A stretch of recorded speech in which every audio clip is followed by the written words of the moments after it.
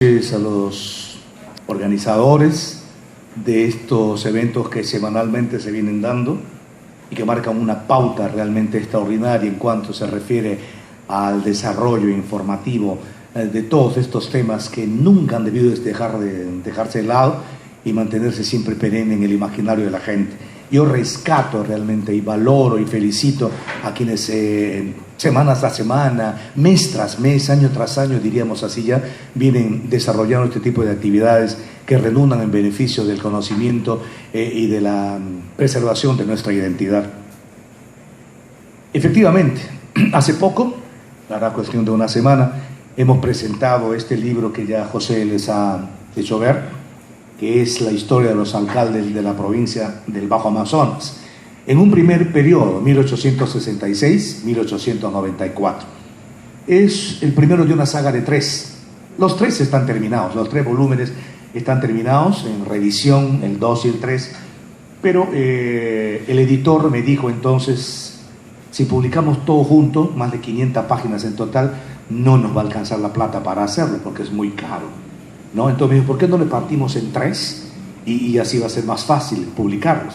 Un poco que a mí no me gustó la idea, pero al final tuve que convencerme, porque si no hacíamos esa división de 3 tomos o de 3 libros, nunca hubiera sido publicado nada, ¿no es cierto? Entonces aquí tenemos al primero, que abarca desde 1866 hasta 1894.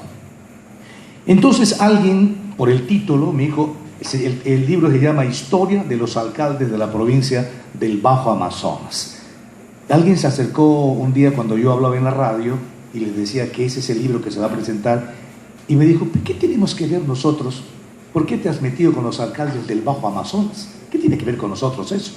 ¿No? Entonces, miren ustedes el desconocimiento que había del manejo de los términos, porque realmente cuando el 7 de febrero de 1866, el mismo día del combate de Aptao entre la flota española y la escuadra aliada chileno-peruana de aquel entonces, sostenían el combate de Aptao precisamente en las aguas del Pacífico, Mariano Ignacio Prado, presidente de facto, erigía al entonces Departamento Marítimo Militar en Departamento Real con 4 provincias. Esas provincias eran entonces Huallaga, San Martín, Alto Amazonas, que hasta ahora sigue siendo Alto Amazonas, y la provincia del Bajo Amazonas, extensísima hasta la exageración, porque esta provincia del Bajo Amazonas, cuya capital era Iquitos entonces era capital provincial, la capital del departamento era Moyobamba, entonces abarcaba pues desde la vertiente oriental del piedemonte andino oriental hacia la sabana de la selva, hasta incluso la provincia de Coronel, por la región Ucayali ahora, y hasta el extramuro de lo que digamos así el Caquetá, que es lo que abarcaba entonces la República del Perú en ese entonces. Imagínense ustedes, verlo en el mapa, es una región extensísima, como les digo, hasta la exageración, una provincia muy grande, cuya capital era Iquitos. ¿Por qué? Por el desconocimiento del Estado peruano en relación a la Amazonía. Recién entonces el Estado peruano, 1866 y un poquito antes, comenzaba a voltear sus ojos a esta vasta soledad, a esta vasta extensión llamada Amazonía.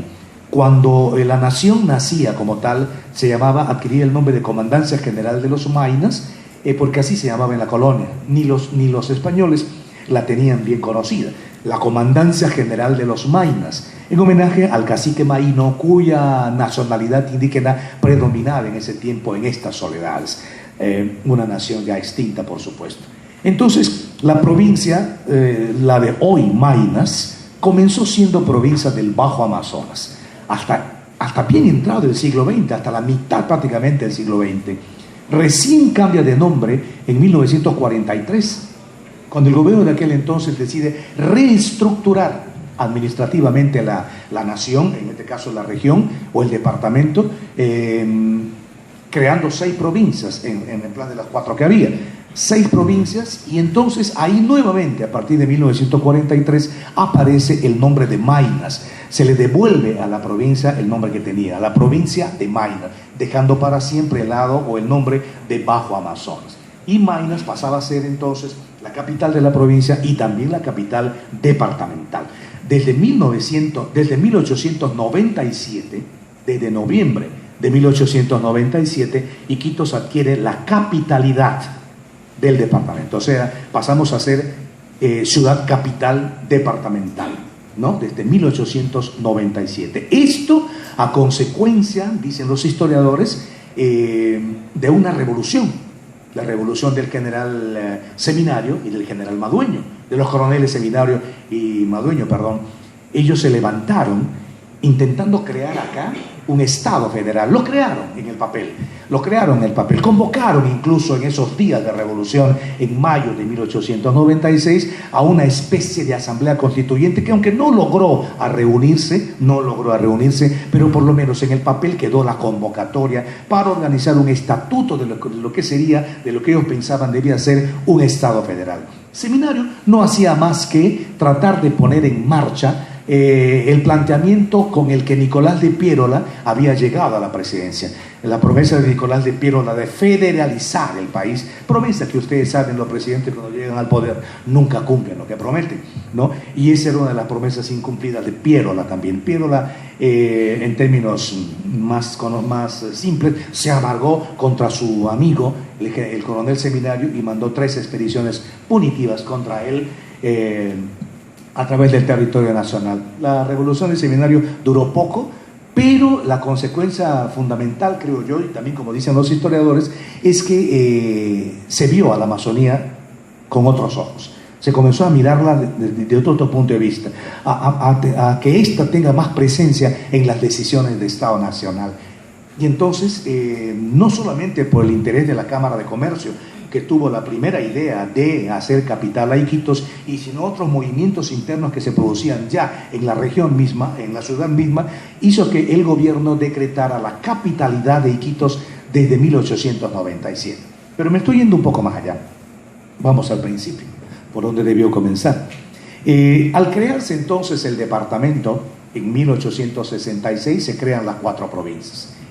Y la Constitución decía claramente, la de 1860, bajo cuya égida se forma el departamento de Loreto, la Constitución más longeva que hubo en ese tiempo, ¿no? La de 1860, se crean las 4 provincias y en cada provincia se establecía un municipio provincial, un consejo provincial con un número determinado de regidores en función de la cantidad de pobladores que tenían las provincias respectivas.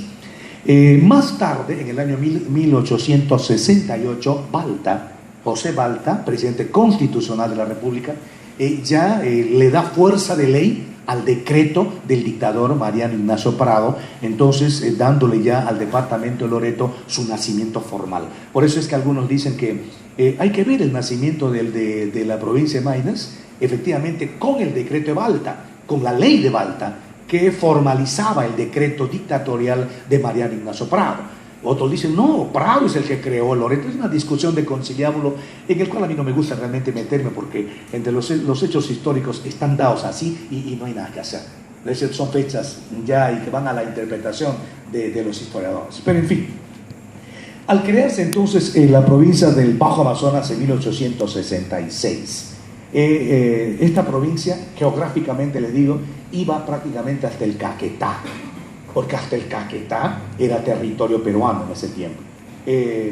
Hasta abajo, hasta lo que es la región de Ucayali, y hasta el Sucumbíos arriba, en la parte de lo que es ahora Colombia-Ecuador. Era muy extensa, muy extensa. Entonces, imagínense ustedes el Consejo Provincial del Bajo Amazonas, partido en su inmensidad, ¿no? ¿Qué podía hacer? ¿No? Frente a esa inmensidad, solamente reducido a la ciudad de Iquitos. Iquitos que comenzaba a nacer cuando se crea la provincia, hacía apenas 2 años atrás habían llegado los barcos de Castilla, cuya discusión también es otro gran problema histórico, ¿no? Porque no llegaron todos juntos ni en un mismo día, ¿no? Entonces, hacía 2 años, vamos a señalar el año 64, que llegaron en distintos meses los barcos de Castilla, enviados por el mariscal Castilla a esta zona, vía el Atlántico, incluso desarmados, ustedes saben mejor que yo esas cosas. Entonces, 2 años que había llegado los barcos, que se había aposentado la marina realmente en esta ranchería que así es el término que utiliza Raimondi cuando pasó por aquí la primera vez y una segunda vez, en el segundo viaje que hace, ya ve las cosas con mejor criterio y dice: de ranchería ya pasa a ser una ciudad trepidante, el traqueteo de las máquinas, las casas formadas a lo largo del barranco, en fin, y allá ya una aldea floreciente, bulliciosa y que con un futuro bastante promisor, dijo ya en el segundo viaje. En el primero lo llamó ranchería miserable, ¿no? Entonces, el prefecto de ese entonces, atendiendo a la creación de la provincia y del departamento, crea, dispone, designa un municipio provincial. Los prefectos tenían esa potestad, ¿no?, cuando lo autorizaba el Poder Ejecutivo o el gobierno de ese entonces. Él designa un primer alcalde, un consejo de regidores, que en el libro está precisamente el consejo completo, porque así dice la documentación encontrada. El primer consejo provincial formado es el presidido por un nautino, por un profesor nautino, en ese tiempo llamado preceptor, así se llamaban los maestros en ese entonces. Permítame, cuando ya uno cambia de lentes es porque ya hay ciertos problemas de edad. El primer consejo provincial se llamaba, estuvo integrado por el profesor nautino José Jesús Jiménez, un profesor nauta, y teniente alcalde de Esteban Ceballos, a quien muchos consideran el fundador de la ciudad. Hay algunos que lo consideran como fundador de la ciudad de Iquitos. Síndico procurador José Floret, secretario José Manuel López, primer regidor Juan José Villacrés y un segundo regidor Nicolás Mosguer. Este equipo fue el que gobernó en principio 2 años, el 66 y el 67. Yo lo que he encontrado en el municipio de Maynas han sido, de ese año, habrán sido 3 o 4 o 5 documentos y que están registrados en este libro. A fines del año 67, como dice acá, el alcalde José Jesús Jiménez le hace un oficio al subprefecto, cuyo despacho estaba acá, en Iquitos, y el prefecto lo tenía en Moyobamba, porque era la capital departamental, donde le pregunta si debía continuar al frente del municipio, porque ya cumplieron sus 2 años de mandato. Y entonces el subprefecto le dice: en realidad no sé si usted debe continuar o no, pero como yo no tengo ningún archivo de leyes, ni la prefectura me ha dicho nada, estoy hablando en términos coloquiales, ¿verdad?, pero no son los términos del oficio, ¿no? Entonces, como yo no tengo ningún documento y en mi archivo no existe nada, y seguramente el Congreso Constituyente, dice el subprefecto, habrá modificado toda la estructura, no se sabe si convocaron elecciones ni nada por el estilo, siga usted nomás en el cargo. Por eso es que Jesús Jiménez sigue 1 año más. Él gobierna, el primer alcalde entonces gobernó 3 años. José Jesús Jiménez gobierna 3 años la alcaldía del Consejo Provincial de Maynas. ¿Por qué el subprefecto dice que yo no sé nada y no tengo idea de lo que puede estar pasando en Lima? Claro, la comunicación, ustedes se pueden imaginar ese tiempo, no había carretera, no había nada, no es cierto, no había nada. Entonces las comunicaciones de Lima a Iquitos demoraban un infierno, ¿no? 4, 5, 6 meses en conocer lo que ocurría en Lima, ¿verdad? Incluso a veces a través del consulado de Pará, en el Brasil. Imagínense ustedes esa vuelta que daba gigantesca para recién aquí en Iquitos conocerse lo que pasaba en Lima. Si el gobierno decretaba o el presidente firmaba un decreto, aquí recién se conocían 6 meses después en ese tiempo. Entonces la situación era pues muy dramática. Los gobernantes no sabían a qué atenerse, o de repente estaban aplicando un decreto o una ley que ya en Lima podría haber sido derogada, o podría haber sido cambiada, o podría haber sido transformada en otra cosa, ¿no? Entonces trabajaban bajo supuestos. Por eso es que el subprefecto le dice: yo no sé, y yo no tengo nada aquí, y es más, el prefecto no me ha dicho nada, por lo tanto usted continúe. Y así, en esa etapa formativa del Consejo Provincial, en la alcaldía de Jiménez, también he encontrado un documento que para nosotros, desde nuestro punto de vista, hoy día es chistosísimo, ¿no? Pero ubicándonos en esa época, se puede entender el sufrimiento de esta gente para tratar de gobernar una aldea pequeña, en ese tiempo que no pasaba de 20, 30 casas, a lo largo del barranco, ¿no es cierto?, y un poquito más adentro. ¿no? Porque hay que entender, de acuerdo a las cartas que después vienen sucesivamente, a partir del perímetro de la Plaza de Armas y un poquito más allá, 2 cuadras más allá, eran pantanos, ¿no? Eran pantanos que tuvieron que ir desecándose para que la gente vaya comenzando a penetrar hacia el oeste, ¿verdad? Ese fue el primer crecimiento de la ciudad en ese sentido, ¿no? Sentido ancho, pero desecando pantanos, desecando infinidad de lagunas incluso. Cuando ya la ciudad comenzó a avanzar, se fueron destruyendo lagunas importantes o quebradas importantes que surcaban todo el territorio de lo que es la ciudad de Iquitos. Un ejemplo, la quebrada Soledad, por ejemplo. No, yo recuerdo todavía cuando era niño, yo recuerdo esa vertiente de la quebrada Soledad que rompía la Cáceres, lo que hoy es la avenida Cáceres, ¿no es cierto? Pasaba por la mitad de la Cáceres, en donde es la calle Soledad precisamente ahora. La rompía. Y era un problema porque había puentes de madera, me acuerdo, para pasar hasta Moronacocha. Lo recuerdo muy bien, ¿no? Entonces después lógicamente se rompe el cauce y se rompe la vertiente natural de esa quebrada. Y así se fueron rompiendo y secando otras tantas más. Lo que ha faltado es que, y no han podido, porque eso hubiera ido contra la naturaleza, no han podido secar la vertiente subterránea del Sachachor. Esa creo que sí no la han podido secar, ¿verdad? Porque esa va por abajo. Y ese está causando serios estragos ahorita en la parte que corresponde al mercado de Sachachor, ¿no? Está pasando por abajo y eso es una labor de tremenda ingeniería lo que tienen que hacer ahí. Pero en fin, entonces, repito, era muy difícil que se conozcan los decretos que salían en Lima. Y comenzaron a sucederse los alcaldes. Para que entrara el segundo, en 1969, Cristóbal Rosas, el primer español nacionalizado peruano, junto con otro, ¿no? Dos pidieron la nacionalización a Jesús Jiménez. Este lo tramitó a la subprefectura y la subprefectura lo tramitó a la prefectura y les concedieron la nacionalidad peruana. El primer español que se nacionaliza peruano es Cristóbal Rosas y él ocupa la alcaldía. Es el segundo alcalde de la provincia, don Cristóbal Rosas, que gobernó varios años, precisamente por eso, por el desconocimiento que había. Me voy o me quedo, me votan o me sacan, yo no sé, pero yo sigo, ¿no? Y gobernó más o menos como 3, 4 años.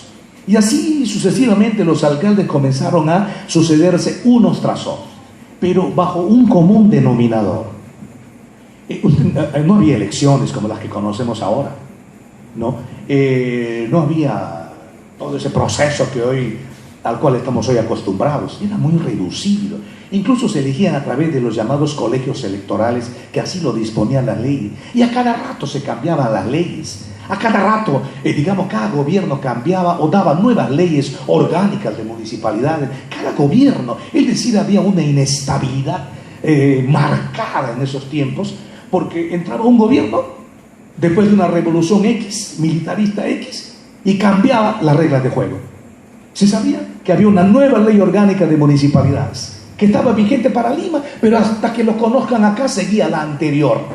Y cuando llegaba a conocerse la nueva, ya en Lima había sido derogada por otra, ¿no? Y así sucesivamente. Es decir, yo para entender este proceso de, por último, con cuál ley ha sido elegido o con cuál ley, bajo qué ley ha gobernado de repente para mí ha sido un problema, un dolor de cabeza, y ahí he perdido los últimos pelos que tenía realmente.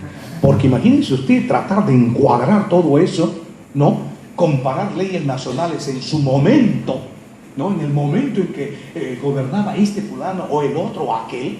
Imagínense, fue muy complicado realmente, fue muy complicado. No me van a creer ustedes cómo comenzó este problema. Yo era jefe de protocolo de don Iván Vázquez en la alcaldía del año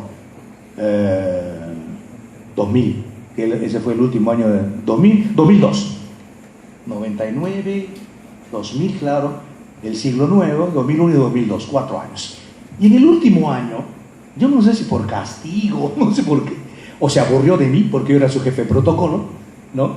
Me dice, vete al archivo. Me mandó al archivo, ¿no? A ver qué se puede hacer ahí, porque él había visitado eso y encontró que todo era un desastre. Realmente algo que no se podía ver por el desastre que había, y era un infierno de cosas. Ve qué se puede hacer. Además, a ti que te gusta esa cosa, porque yo ya venía de publicar una pequeña pequeña aproximación de una cronología histórica desde el año 1995. Entonces, ya más o menos me interesaba el asunto, ¿no? Ve qué se puede hacer. Y cuando me fui, efectivamente, me encontré con algo que dije, ¿y qué voy a hacer aquí? No, era realmente un infierno de documentos desparramados, nada foliados, humedecidos, hongueados, ¿no? Y perdidos por tantos movimientos que ha tenido este municipio, incendios que ha tenido el municipio, el Consejo Provincial, ¿no? El año 32 se quemó, que era de un solo piso, ¿no? Ya sí cambiaban de locales a cada rato, llevar los archivos. Ronnie Valer incluso cambió también la biblioteca a la calle Ramírez Hurtado, y, en fin, fue un problema muy serio. Y entonces iban perdiendo los papeles y desordenándose, por supuesto. Pero no, yo me dije, bueno, aquí hay que ordenar esto. Primero vamos a ordenar con la secretaria que había ahí. Yo no sé de dónde, porque yo no soy un tipo paciente, los que me conocen saben que soy muy temperamental, ¿verdad? Entonces, yo no sé de dónde habré sacado la paciencia, joviana, por cierto, para meterme ahí un año entero, ¿no? Y ordenar toda esa cosa. Yo le preguntaba a la secretaria, ¿nadie nunca vino a ver estos papeles? ¿Nadie vino a revisarlo? Sí, me decían, veían 1 o 2 papeles y se iban. Buscaban 1 o 2 datos y se iban. O rebuscaban un folder entero y se iban. Pero no han visto toda la secuencialidad de esta documentación, nunca. Entonces, me propuse ordenar. Me pasé muchísimo tiempo y sin computadora, porque ese tiempo no había pues la laptop. Estoy hablando del año 2000, ¿no es cierto? Había computadoras, pero todavía un poco no tan sofisticadas como hoy. Y yo me puse a copiar los documentos, a copiar esos documentos. Yo tengo en mi casa cantidad de cuadernos que he copiado a mano los documentos. Algunos de esos documentos, uno se los agarraba y parecían una galletita, ¿no? Porque tenían más de un siglo. Algunos documentos que datan de 1870, 1872, están ahí en el municipio, ahora en el archivo histórico, creado por el licenciado Iván Vázquez, y cuando se les tocaba, se rompían en la mano, en los dedos. Yo incluso cometí el error una vez de querer fotocopiarlos y le puse en la fotocopiadora, y la calentura de la fotocopiadora, ustedes saben que le pasa una cosa caliente por encima, le rompió, le malogró al documento. Ni se podía fotocopiar los documentos, ¿no? Porque tenía miedo de que con la calentura y todo lo demás podían romperse. Es así que comenzamos a foliar, ordenar, revisar, y uno de esos documentos fue justamente el que aparece en este texto, el presupuesto de 1866, el primer presupuesto municipal. Claro, cuando yo lo leí me reía carcajadas, ¿no es cierto? Pero ubicándome luego en la época, caramba, pues así se manejaron, así nació nuestra ciudad, así nació el consejo. Esa era la visión que tenían esos hombres para gobernar la ciudad. ¿Y qué decía ese presupuesto? Decía, por ejemplo, ¿no? Ingresos, decía, venta de un cerdo encontrado en la calle, 1.00, ¿no? Venta de 4 gallinas encontradas en la calle, o sea, gallinas vagas, cerdos vagos, perros vagos, etc., ¿no? Venta de una res encontrada deambulando en la ranchería tal. Y ese era el ingreso, ¿no? Egresos, ¿no? Compra de una escoba, ¿no? Y esas cosas así. Y ese era su ingreso, que lógicamente nunca era igual al de los ingresos, ni los ingresos a los egresos. Era todo un desorden. Pero era su presupuesto, pues. Y ese presupuesto es el que estaban obligados los alcaldes a entregar a la prefectura para su aprobación, ¿no? El prefecto lo aprobaba, ¿no es cierto? Desde entonces, claro que ahora nos causa un poquito de chiste, ¿no? Pero hay que ubicarnos en la época. Y así comenzó a nacer esta ciudad. Y así está, ahí están los documentos. Nada de lo que yo digo en este libro lo digo por mi propio capricho o por mi especulación. Eso se lo dejo a los historiadores. Esto es una arma fundamental para que ellos se basen en la documentación encontrada. Yo todo lo que digo acá está basado en un documento y me remito al documento. Yo digo tal cosa, remítase, oficio tal, número tal, dirigido por tal, hacia tal, en fecha tal, y punto, ¿no? Que lo pueden encontrar en el archivo. Ahora están mejor foliados, están mejor ordenados, por cierto, y ya se puede manejar mejor las cosas, aunque todavía falta mucho más que hacer en el archivo, manejarlo más técnicamente, más científicamente el asunto. Ahora bien,